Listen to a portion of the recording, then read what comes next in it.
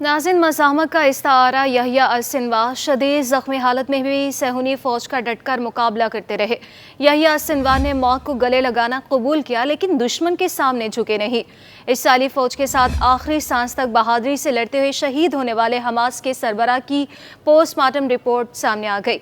यहिया अल-सिनवार 16 अक्टूबर को गजा के इलाके रफ़ा में इसराइली फोर्सेस के साथ लड़ते हुए शहीद हुए थे, जिसके बाद इसराइली फ़ौज की जानिब से उनकी शहादत से कबल की एक ड्रोन वीडियो भी सोशल मीडिया पर जारी की गई थी, जिसमें वो धूल मट्टी में लथपथ जख्मी हालत में एक सोफे पर बैठे हुए थे, जबकि उनका सर और चेहरा कपड़े से ढका हुआ था और वो जख्मी हालत में भी इसराइली फ़ौज का डटकर मुकाबला करते नजर आ रहे थे।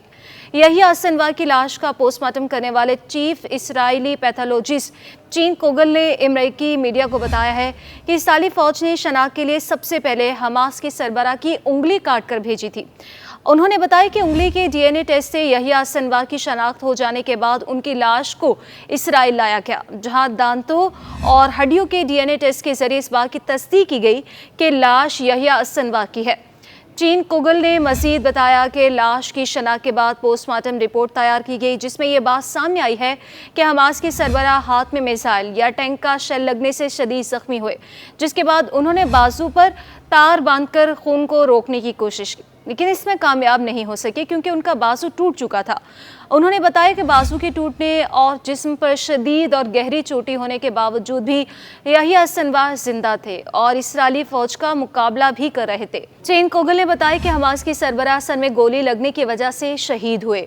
अमेरिकी मीडिया की रिपोर्ट के मुताबिक ये बात वाज़ेह नहीं हो सकी कि यहिया अल-सिनवार पर गोली किसने चलाई या गोली मारने के लिए कौन सा असलहा इस्तेमाल किया गया।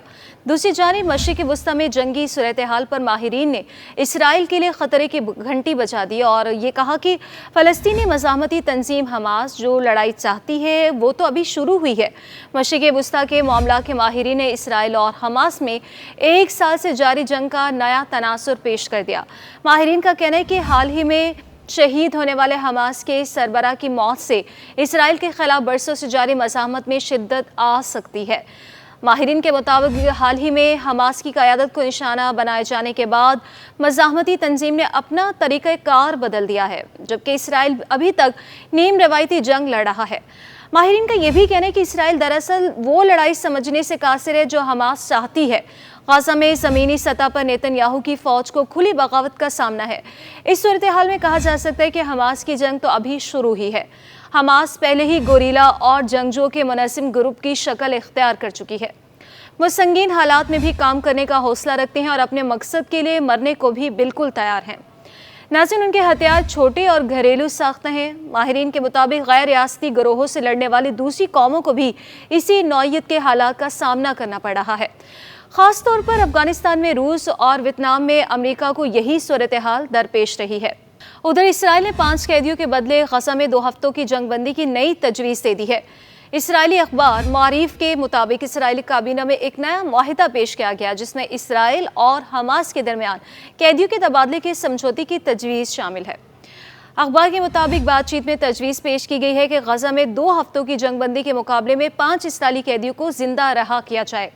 अखबार ने अपनी रिपोर्ट में लिखा कि इसराइली वज़ीर दिफ़ा, वज़ीर ख़ारिजा और वज़ीर इंसाफ ने इस तजवीज़ की हिमायत की, जबकि वज़ीर ख़ज़ाना और कौमी सलामती के वज़ीर की जानिब से इस तजवीज़ की मुखालिफत सामने आई है। याद रहे कि अल-सिनवार की शहादत के बाद हमास ऐलान कर चुकी है कि फायरबंदी के मुआहदे और गज़ा की पट्टी से इसराइली फ़ौज के इनखला के बगैर कैदी हरगिज़ वापस नहीं जाएंगे।